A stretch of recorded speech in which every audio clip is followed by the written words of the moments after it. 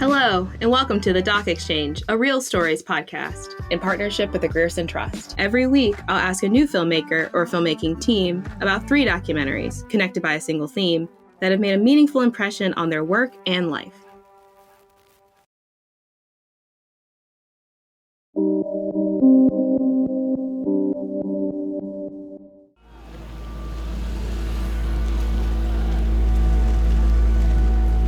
They say to understand a person, you have to walk a mile in their shoes. So that's exactly what I'm going to do. Ghana is the country where my parents were born. I've been to the capital Accra dozens of times, but this visit will be different. I'm about to spend a week living and working in one of the most polluted environments on the planet, Ghana's notorious waste dump, Agbogbloshie.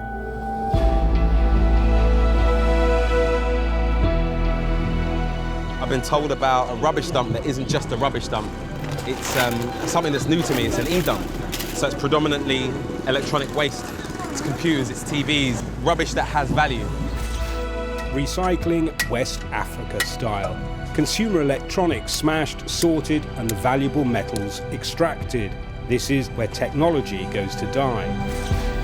I'm heading towards a site that 80,000 people call home, and where conditions are so brutal that many people die in their 20s.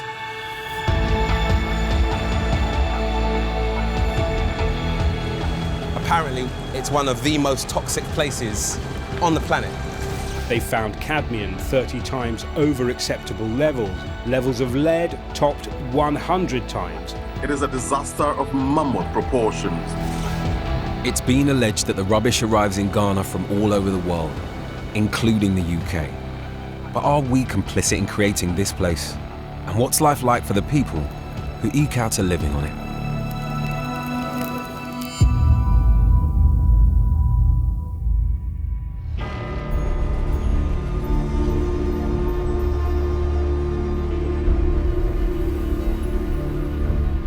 Agbogbloshie lies on the southern edge of Accra.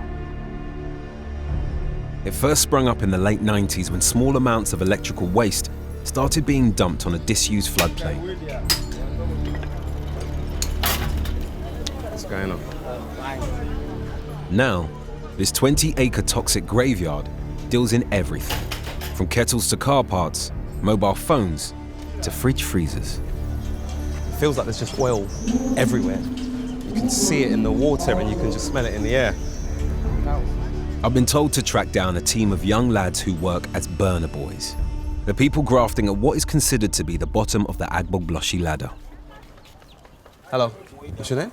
Mohammed. How you doing? Are you the chief, yeah? Yes. You're in charge? Yeah. You're the boss? Is he in charge? They've agreed to put me up for the week in the slum and show me the ropes on the rubbish dump. If I come sit. Mohammed. Who are your workers? Yes. What are their names? This Rahzak. Okay. Nice to meet you. Nice to meet you. Awon. Hello. Yaro. Yalo.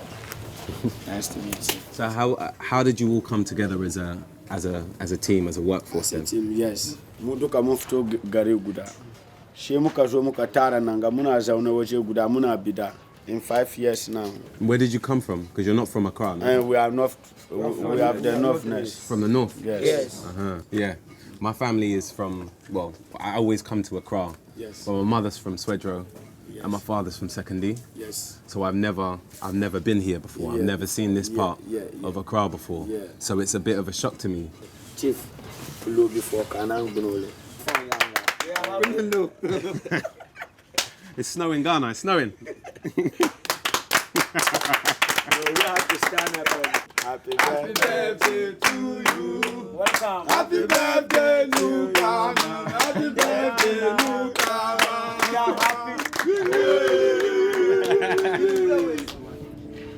So am I officially part of the team now then? Yeah. I'm in? So and right now we need to take you to there so that we can make the fire. Yes. What's this? This copper. Is this what you're gonna burn? Yes. Okay. Yeah. Okay. So I come and put to work straight away.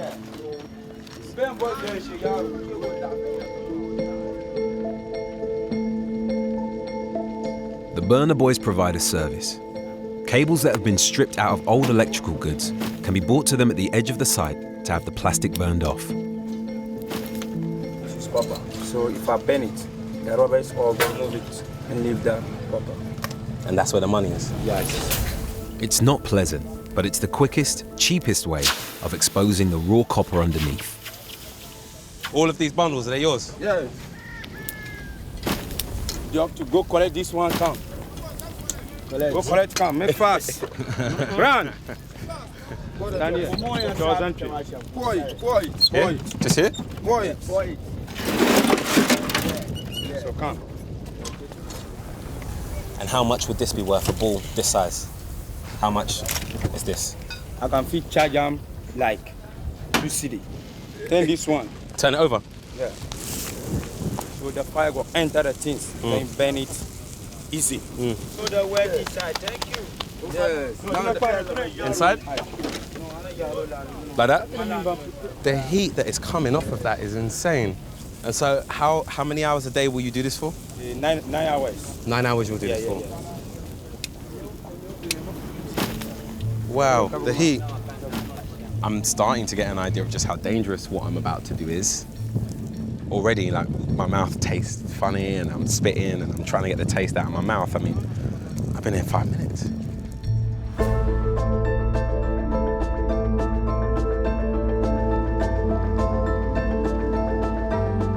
The boys are paid pennies.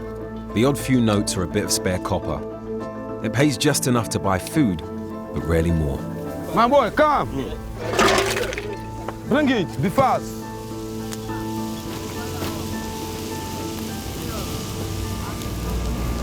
Hang on, you're burning an air conditioning tank. Is there copper inside that? Fucking hell. What is it you're using to burn there? Is that a fridge? Is that a fridge door? The vast plumes of thick black smoke are already making me feel uncomfortable.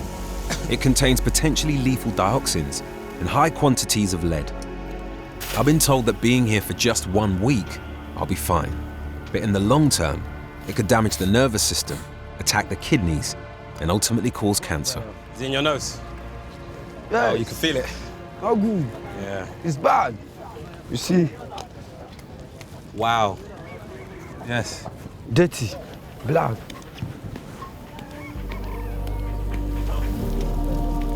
With only the copper remaining, the bundles are taken back to the yard where they're bought up by metal traders and ultimately exported as raw materials.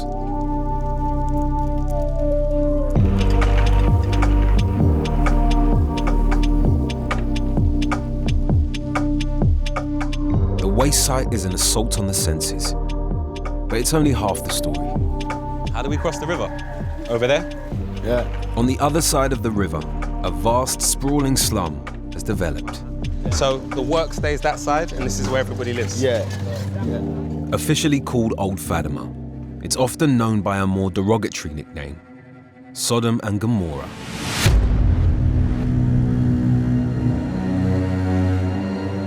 Home to some 80,000 people living within just half a square mile. It has no running water or sewage system, and disease is rife. But for the next week, I'll be staying here with 27-year-old Yaro. We're here? Yeah. Is this your house? Yeah. Is that a boat on top of this one? Huh? Is that a boat Yeah. on top? Yes. I make it because of water. That's one way to make a roof. Yeah. Like most of the Burner Boys, Yaro came from the impoverished north, part of a massive influx of people lured to the capital in search of work over the past decade. A practicing Muslim, most of his money still gets sent home, but he hasn't been back for 4 years. It's cozy. Yeah. It's cozy in here. So you're going to leave me to be here on my own? I can leave you to go and stay in another room. So you're going to be my neighbor? Yeah. Thank you for letting me stay here. I appreciate it. Don't worry. So this is where you stay with your wife, or just? My wife in North, but I get my girlfriend in here. So me and him, we are sleeping here. So you have sometimes. a girlfriend and a wife? Yes. You know, our type of Muslim, we like each other. That's one way of putting it. The house is fine. It's warm, it's nice. Cozy. Yeah. And you have children? Yes, I have 2 children. Wow, congratulations. Right now, it's time for prayer.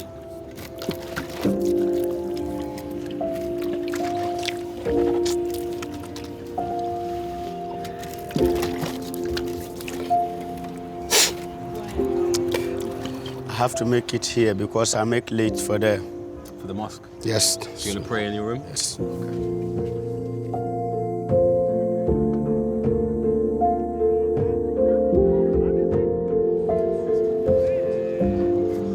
I'm a little shell-shocked.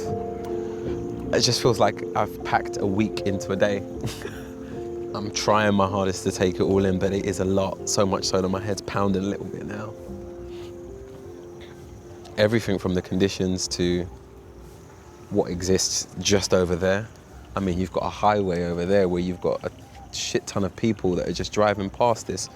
I've been one of those people. I've come to Accra 1,000,001 times and I don't know this Ghana. I've got no choice but to get to know it over the next week.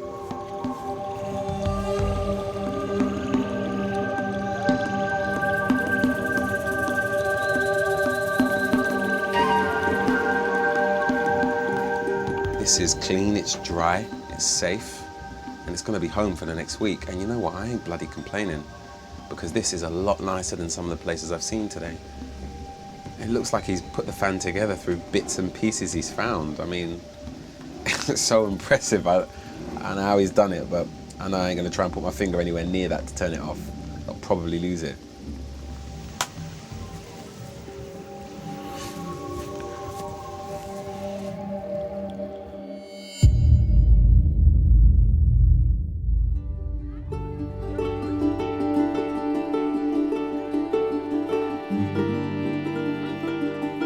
Although it's built on a floodplain out of wooden shacks, Old Fatima has its own mini-economy. There are mosques, cafes, gyms, and even hotels, but there are no official amenities. Anything that does exist, like toilets or showers, have all been set up as small businesses. I've just made a consistent amount of schoolboy errors. So first of all, I haven't bought a towel. Second of all, I haven't bought any soap. So I don't know if it's the smartest thing in the world to do, but I've nipped a bit of bar soap off the side. Tried to clean it as best I can, but there was like an array of pubes on this thing. And I think I've just about got it pube free. Okay, should we get to work? Yarrow, you're working so hard every day for a purpose. You're feeding your family, you're feeding yourself. Yeah. Do you have a dream? Is there like something you're working towards? In my dream, small time, if I get some of big money, I can go and open a provision store. You want a business that can look after itself so you don't need to do this anymore? Yeah. How long before you get your own business, before you get provision store? But maybe like, I have to say like 2 years or I won't be back in the north.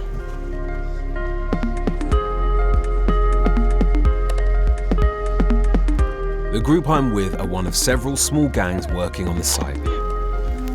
Boys, I'm not the table aluminium carata, aquapama. Is that on board? Each burner boy works with his own suppliers, and how much money he makes is down to him. But competition is fierce. I put my smoke up here, you take it. You be fucking people. 21-year-old Awal sends most of his money back home to support his mother and 7-year-old son. He's hoping to get enough together for them to join him and his wife. He really doesn't fuck about, does he? Just gets it done.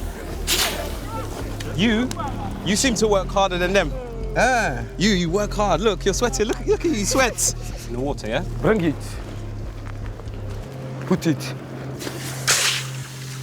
It's still early doors, it's not even lunchtime yet, and with the amount of copper that's coming through here, this feels like part of a chain, a much bigger chain. And if the amount of men coming to these guys is anything to go by, there's a lot of people doing a lot of business further inside Old Fatima. I've been told that the burner boys are doing the hardest and most dangerous work for the smallest reward. But further back up the chain, there are people making money.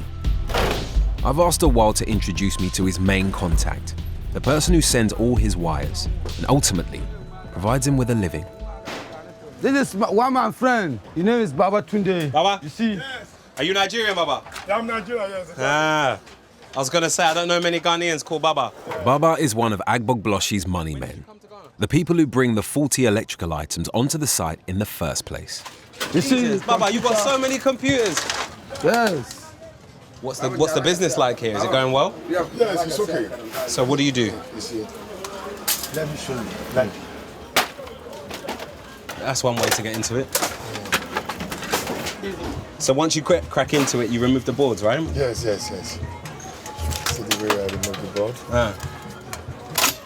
See, this is copper. You see? This is the copper. So when I finish this matter, I remove all this one, I sell for him. I've been spending some time today with Awa, and he's burning cables to get to copper to sell, and he's earning a little bit. How can this man? How can he go from being a burner to owning a business like yours? But that's their own business. They love it. If they doesn't love it, they will stop it. Do you love it? They love it. Do you love your job? Yes, he love it. No, because of... He doesn't love his job. Because of financial problem. So how does he graduate to another job? Does he need money?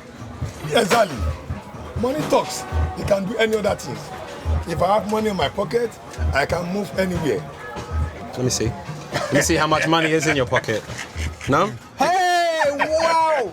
Whoa! Hey, hang on a second. You've got... Look at this. I haven't even seen one of these. 50 cities. Computer business. This is where you need to be. Wow. You guys, it's always you bloody Nigerians. My God. Baba, it's nice to meet you, man. I'm sure I'll see you again. Yeah, thank you very much. Nice to meet you. Thank you. Okay. Baba specializes in computers and pays a handful of people to break down the goods he's bought into raw materials, like aluminium, silver, and zinc. Nothing is left to waste, but it's the copper that's most valuable. Awal, come here. You see the size of, look at the copper you're pulling out. We are burning cable to get copper this much, and you're just pulling out copper fresh, this size. Fresh copper, yeah. All these are fresh. You should be working here. This is where the money is. So the profit on each machine that you break down will be how much in cities? 5 cities. How many machines will you break down a day? So, up to 18. 18? Yeah.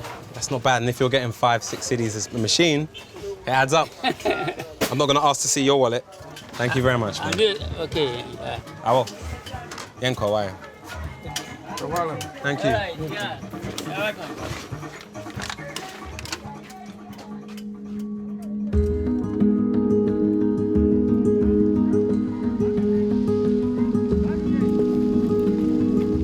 It's amazing to think that everything here was once just thrown away. In Agbogbloshie, one man's waste really is another man's treasure. But for a burner boy, making money is a challenge, and that's if nothing goes wrong. So for all of that we burn, there's only 2 cities? Yes. So do you keep much money on you then, when you have cash? Yesterday I put inside my wallet when it fall down. You dropped it? But somebody take it. How much did you lose? Like 840,000. So it's like 84 cities? Yes, go off it, boy, go off it. That's a lot of money. Yes. I'm starting to get more of a clearer picture as to why it's so difficult to have a different job and make better money, because, well, I mean, if you're working here in this environment, chances are you've not got the money to buy goods to sell at any of the other areas out here. And unfortunately, to avoid this, you need money to start. So that kind of explains why there are so many young men here. You know, there's young men who haven't got an education, who have traveled down from the north to find money for their families. And if you've got no money in your pocket, this is the easiest way to earn. And if you're able to save, that's the easiest way to graduate to a slightly better job. Well, he was saving to try and make sure that he's not here forever. And it all went tits up when he lost his bloody wallet, like an idiot.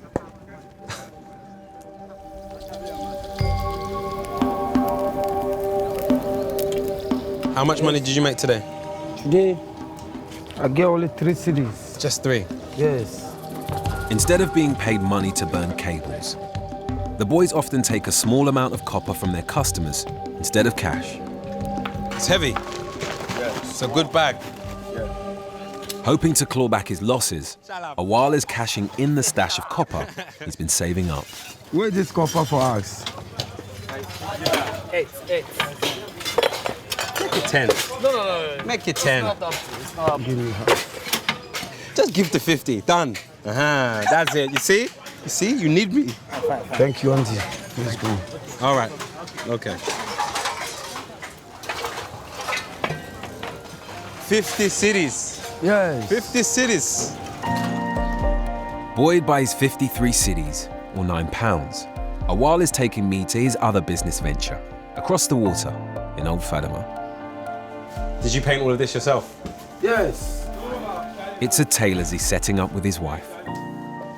So how important is it to you then that you stop working over there burning for copper? How much do you want to stop doing that? It depends scan. When you scan the over near Juma be on show copper blue. Oh. To me, my men me banning me here until I'm here, son. Awal hopes that his business will provide a decent living for him and his family. All right, listen, you take a break, let me do something. After what I've seen and heard today, I'm not sure how realistic that is. The Agbogbloshie system just seems too stacked against him. But you have to admire his work ethic. And I think if anyone can get out, it'll be him.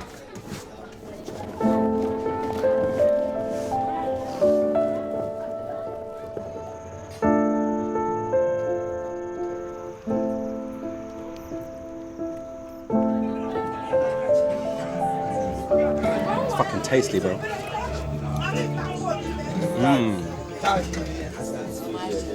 Oh, that's it. Today was a good day. Hard day, but good day. My hand's even hurting. I can't even look. The skin's peeling off my hands. Look. See? Ah! Good night, man.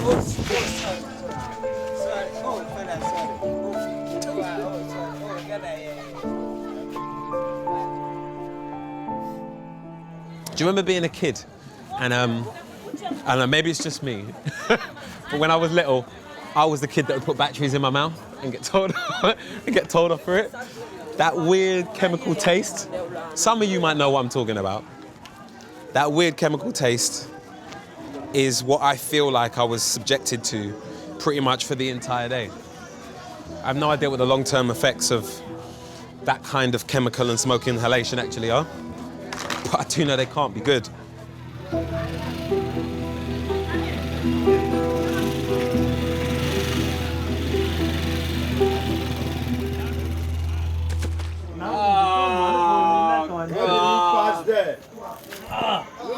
Excuse. We have to wash. Let me do it. No, we both about food in one. I literally just fell in a cesspit. I was knee deep in shit. Literally. Fuck's sakes. So it's a good thing I haven't got any open cuts on my hand, isn't it? How's my luck, eh? How is my flipping luck?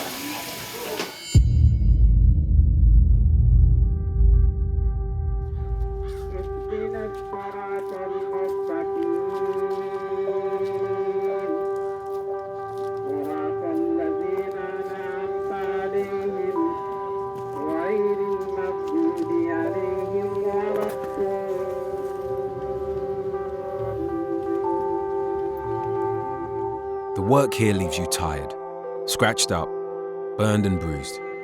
So it's a relief not to be heading back to the site this morning. Today is Eid, the Muslim festival marking the end of Ramadan. Agbogbloshie is predominantly Muslim, and everyone in the slum has taken the day off.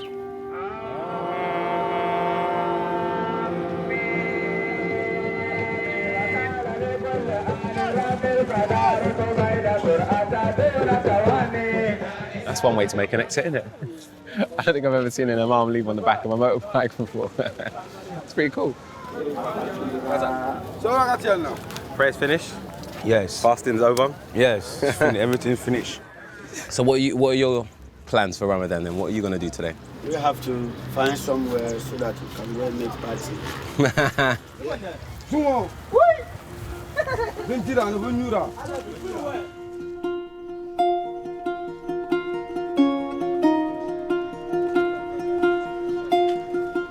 With all the work on the dump having stopped, I'm taking the opportunity to get to know some of the boys better. 22-year-old Rahzak moved here 4 years ago, following his elder brother down from the north. He'd hoped to find work as an electrician, but ended up as a burner boy living in the slum with his wife and 2-year-old daughter, Barkisu. Are you worried at all about the health of your child, being here, raising her in this environment? Ko oba na baby atwa bottle ana glass ana kusa nyame de sika something no pese won nyina han ana onko school ahan uti ase ba menye sika no me fa no off no onko school off. So if she does go to school, and what do you want her to be? A nurse there fine because na de obebubo nipa. What you say? And I mean, Kura, time no your doctor, nurse, and a Yarabia chimney. Maybe wait my look after you. Hopefully, then you won't have to work burning copper, right? Yes. Well, let's get. I don't like her here. One bit, she'll get her. Away from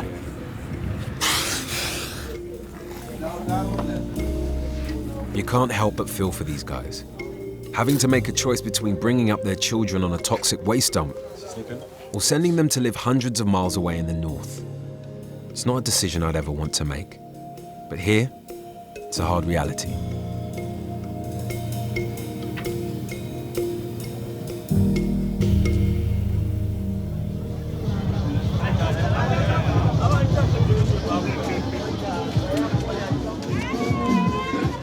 Well, this is the most action I've seen since I've been here.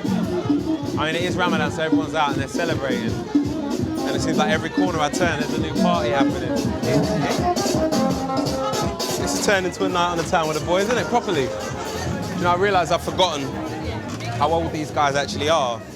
They're husbands and they're fathers as well. They've got a lot of responsibilities, but on a night out like tonight, they're a bunch of guys in their early 20s. And when you take into account what they do for a living, you can understand why they want to let their hair down, right? Coming in. Let's go, let's go.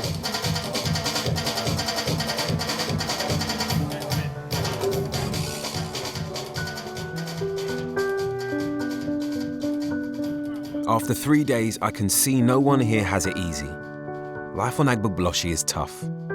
As tough as anywhere I've been anyway.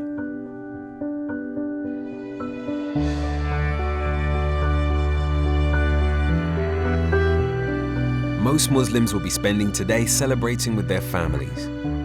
These boys are hundreds of miles from home, but they seem to have found a bond with each other. Living here, it must be nice to think that at least somebody is watching out for you.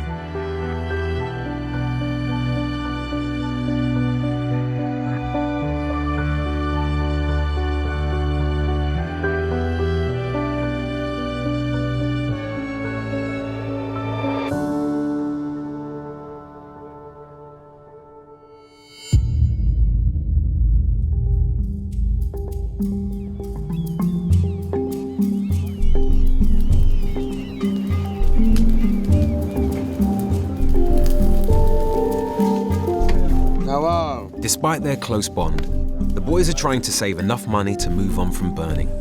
Rahzak. Awal has been here for 4 years, but 2 days ago, he lost his wallet, containing 84 cedis, precious funds he was saving towards his new tailoring business. Where are they going? We want to talk to them about the money. My money we left, that's holiday, I lost it. Chief, that's I. This morning, though, Chief Mohammed has spoken to the gang, and they've agreed to chip in and reimburse some of his losses. Half. Half is better than nothing, right? Yeah. Chief, thank you. So we're going to bush? Yes. Why am I pulling? Pulling.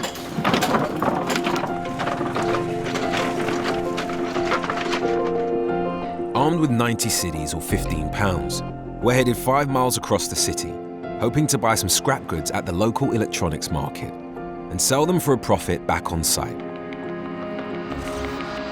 Ghana has a well-established e-waste chain. Electrical items arrive here on ships from all over the world. Anything that is fixable is repaired and sold on. Anything that can't be fixed is generally bought up by wholesalers like Baba and taken to Agbogbloshie to be scrapped. Awal is hoping to buy himself a piece of the action. Scrapping them? Yeah, Good morning. yeah, scraps. Scraps? Yeah, scraps. Union now, how much? 70 cities. 70. Yeah, 70. When transformer woman, we transform. No problem. We transform. What's the best you can do for all of it? 50. I'll give you 30. Aluminium is a copper. Where aluminium? And I send in a scrap. And I send you interested. He's good.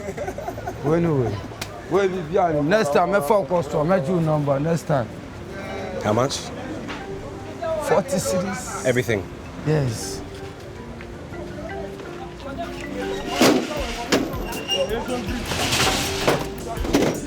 Awal has invested 40 of his 90 cedis in scrap, but just being here is a gamble.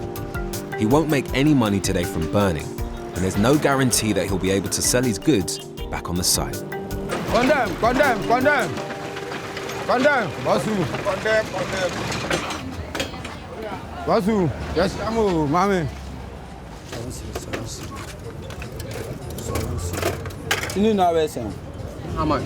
The way 27. 25, clean. The way you 2 series was so how much? Where the sun is 250. Not 2 series, don't want 2 series, no one knows. How much that cost? 25. Yeah. So you still have 25 left. What's he saying? 7 cities? 7 cities, normal. So no one's on version. Maybe say 21. I will take Baba. It's okay, small, 1 city. There you go. Next time, arrange more. You go call me. Thank you. You know some other places to go? Yes. Having helped Awal get his scrap, I can't help but think, where do these goods really come from? In order to prevent toxic materials being transported abroad, the Basel Convention prohibits the export of faulty electronic goods. But it's common knowledge amongst locals that broken items frequently find their way into the country. Yes, sir, boss. It's your. It's scraps, so. Scraps. No, we don't have scraps. No scraps? No scraps. How you doing? Yeah, good ones. Where do your electronics come from then? UK. They come from the UK? Yeah. All of it? All of it. And have you got any right now? Yeah, I have. Yeah. A surround sound? The surround sound, yeah. Yeah, DVD, okay. DVD. This is from England? This is from England. Where specifically is it coming from? Okay, sound from Wimbledon. Then what's the name? Wimbledon? Yeah. Okay. And then what's the name? Manchester. Manchester. Can you show me? Do you have any? Yeah. Shall I come in? Yeah? Yeah. These are all from the UK? From UK. What part? That's Sainsbury's. That's from Sainsbury's. So, yeah. That's crazy. Yeah. So where's this one from? From UK. Do you know where? What shop? What business? Well, because it says on the top, it's faulty. faulty. It's Curry's. Look at that. Curry's PC World. Okay, there we go. This one's faulty as well. This one's been sent for return. This one is an untested return again. So these are all problematic that they've sent. They're even marked so. So this is an untested return. Do you think these companies are aware of what's happening with their products? No. There's nothing to suggest these companies ever knew that these goods would end up abroad. And once they sell the items on to a third party in the UK, the disposal becomes the obligation of the new owner. Thank you for talking me through this. I can't believe I've seen this here. Let's go. The UK has strict guidelines that govern the destruction of e-waste. But clearly, some products are still ending up in Ghana. I'm actually a bit embarrassed. The fact that those goods are ending up here, it just doesn't make any sense to me. And the reason that I have such an issue with it is because I've seen what happens to those bits. They end up with Baba at the computer shop and he smashes them up, and then someone like Awal comes and buys the copper. And then he burns it. And then he inhales the fumes, and then he goes to the hospital. It's not good enough. Let's go, let's go. I'm boy. Back, Fatima? Yes. Okay. Go back. Push it. Go front. We go walk. Go front. I'll push you.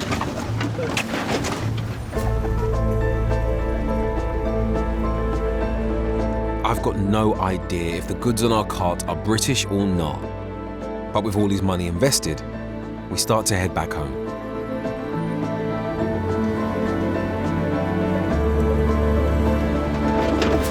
Now let's go and sell it. Yeah? Let's go. Do you know where to go? Yes. Come for talk. This one's about my buy one. How much? 40 for 40 for the laptop, for the computers. I'd expected a while to break down the goods himself, but there's a sort of invisible order to the waste chain here. Everyone has their job, and I guess it's just simpler for a while to sell the goods on quickly. Please, let's go. Utama, I'm the Sogo. Well done. Well done. Businessman. We are businessman. By the time we've sold all the items, it's almost evening. Today has been a gamble, and for Awal's sake, I hope it's one that paid off. Count down. 5, 10, 100, 120, 123. 123 cities. Businessman. Well done. I must admit, I'm relieved. Having managed to turn a 33-city profit, Awal is now back on track. And hopefully, it's enough to open a tailor shop for his wife in the slum.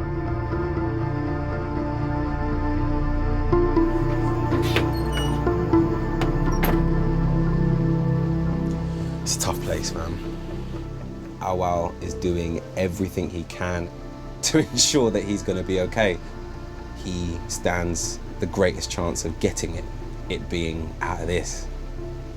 When there's desperation, people will do whatever it takes to feed their families.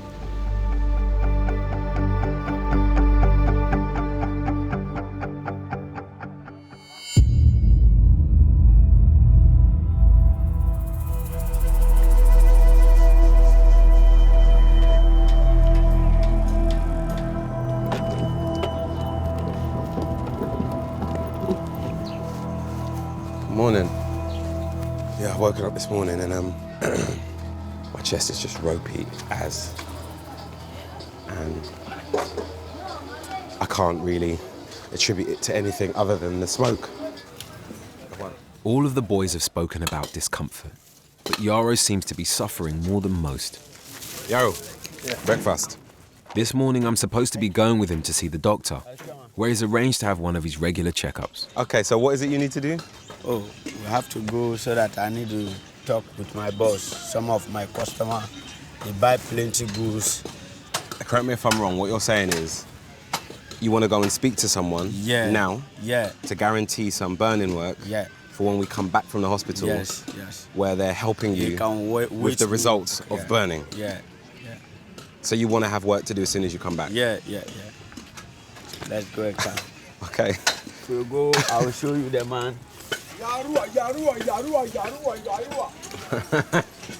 So he's having a chat now with a guy who's one of his best customers before we go to the hospital, because this guy comes maybe once or twice a year, and when he comes to burn cable, he's burning a huge bundle, not just a small one.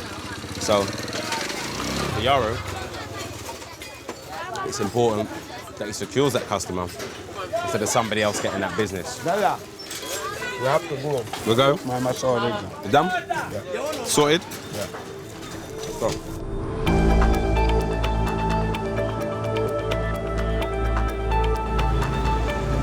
This way? That is the hospital. Little is known about the scale of health problems in Agbogbloshie. Few people on the site are actually registered with a doctor. All of the boys I've been working with have been breathing in toxic smoke for years. What is the problem? My chest and my body all is hurting. Okay. And headache. How long has it been there? The chest pain and the fever too, like 4 months now. What do you do? In my work. Yes, what do you do? I'm burning copper. So do you know you need to cover your nose before you do it so that you don't inhale all those? I know, but in our work there, sometimes it's good for you, sometimes it's not good for you. When you cough, do you bring out any flames? Yes. Sometimes the color is black. Are you vomiting these days? Last week, I was paining me, I'm vomiting. Can you take off your socks, stand, face the window? Any pain as to what I'm doing? No. No pain?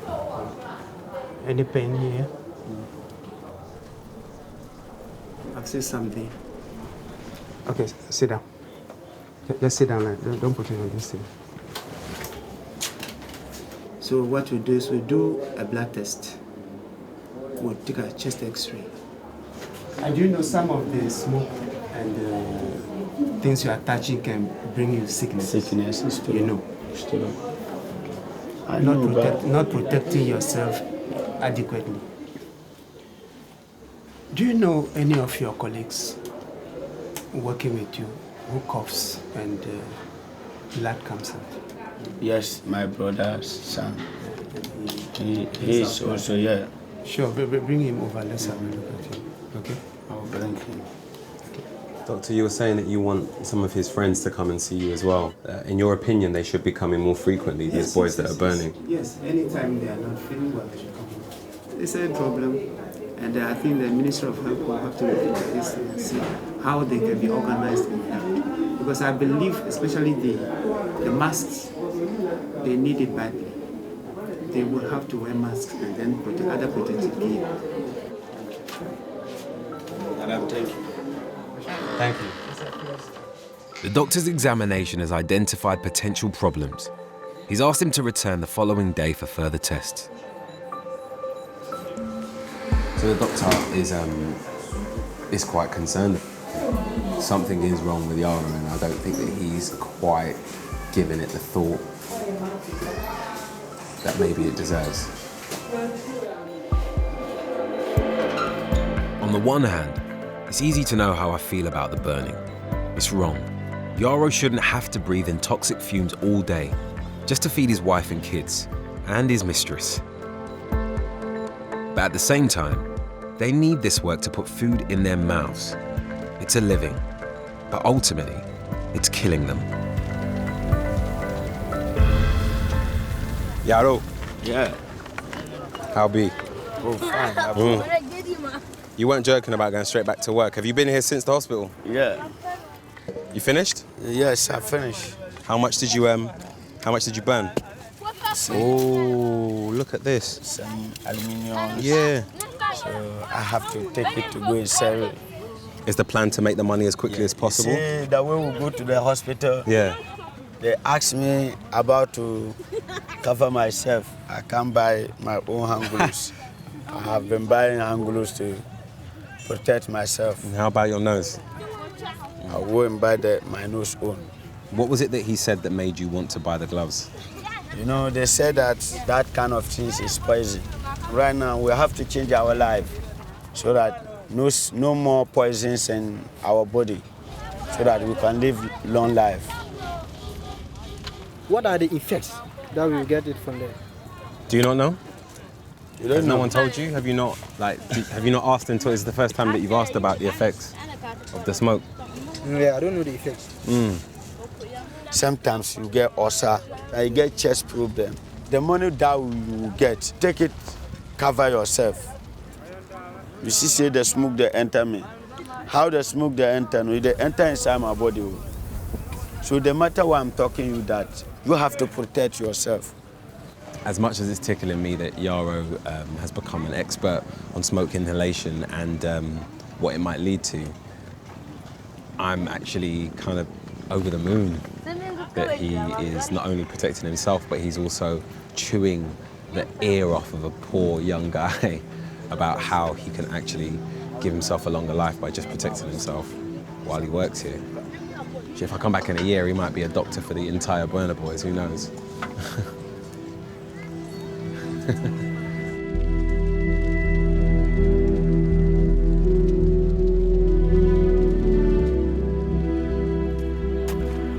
I'm relieved that the message is getting through to the boys, but I hate to think what damage has been done from years spent inhaling the toxic fumes. 3-0, Germany 3. Yeah. This is Barcelona keeper. They're stable. Hit the bar. You still play football, right? Yes. How good are you? I play well. You play well? Yeah. Did you ever think that you might play professionally? Did you ever try and train? We got to go academy before. You at the academy? Yes. Really? Yes. Wow, when did you stop? Because that time when my father died. Oh. So do you think you'll ever go back to playing football? Yes, if I get money. Because of it too, I want to travel. If I travel, I can start continue my football. You still think there's time? You still think there's time to play for Ghana? Yes. National side? Yes. Do you not think what you're doing for a living now might affect your chances in terms of your fitness? If you buy that medicine and drink it, it will wash your body. It's tragic to hear a wild talk about his health like this. The idea that he can just get rid of all the effects of the smoke with a bit of medicine. But I worry that unless these guys are taught about the dangers of the job, nothing will ever really change.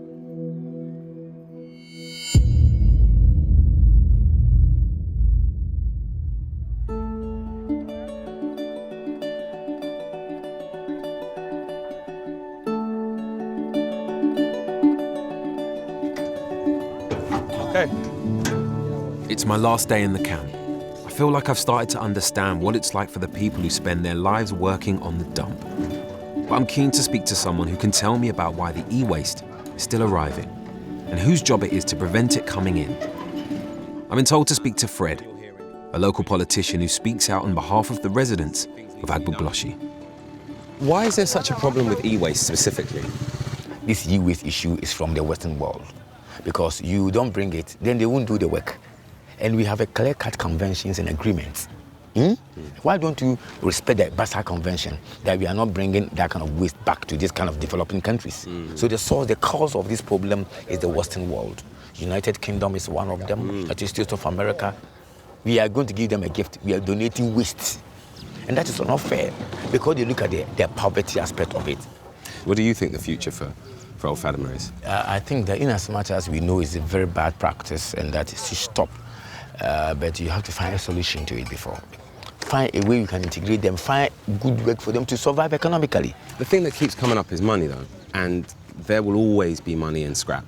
And we will always have scrap. No matter how far we move forward as a planet, there will always be waste, right? People have to recycle, but recycle in an economic and healthy way. And you think that you are doing good to them. Absolutely, it's unacceptable. Absolutely unacceptable. Listen, it's been a real pleasure meeting you.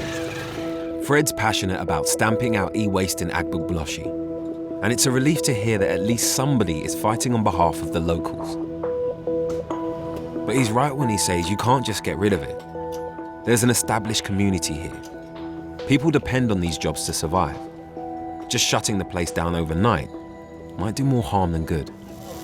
What is this you're burning here? Is that from fridge? Yes. You see, it catch more. Yeah, but look at the color of the smoke. It's not good. Hit this one. Hit him. Hit him.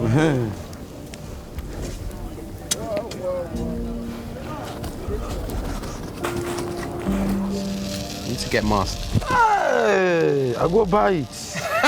Hey. Oh, why aren't you wearing it? Put it on. I forget. It's not. Please start wearing it. Yes. Look at you. You're the black swan. Fast. It's supposed to cover your nose. Of course.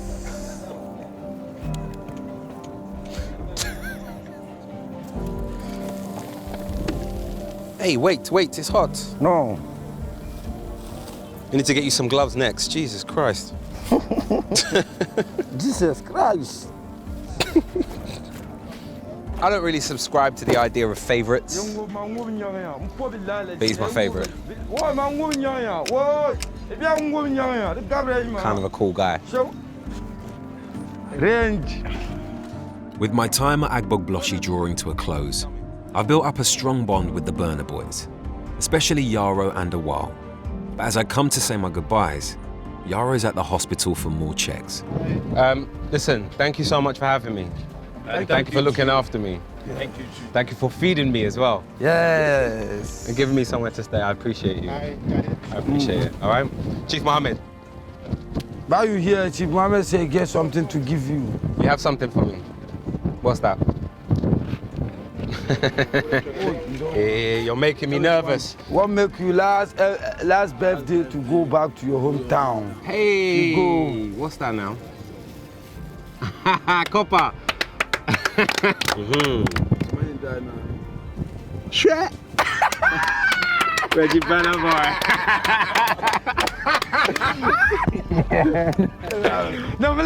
Reggie Banner boy. Yeah, look at that. Yeah, Reggie Banner boy. My boy. But I can't no more. Bye bye. Bye bye. Bye bye. Bye bye. Thank you. My boy.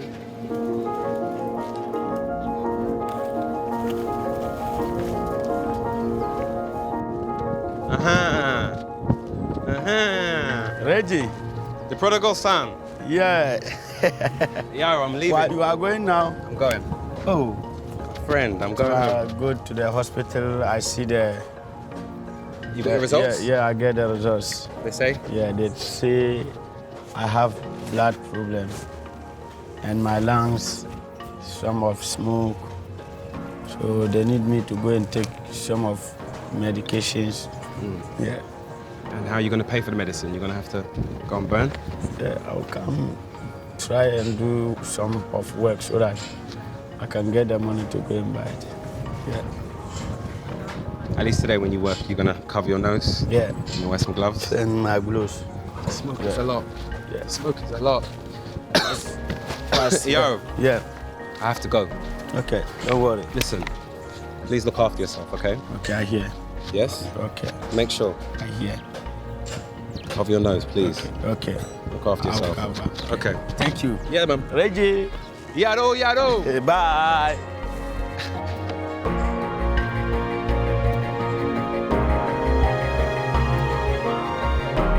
My week here has been eye-opening. Parts of it I've genuinely loved. Meeting the boys and staying with them in the slum. But I'm all too aware that unlike me, they can't pack up their bags and walk away. The Burner Boys came to Accra in search of money and ended up stuck here. They're doing a job that's probably killing them. And the worst part is, we're partially responsible.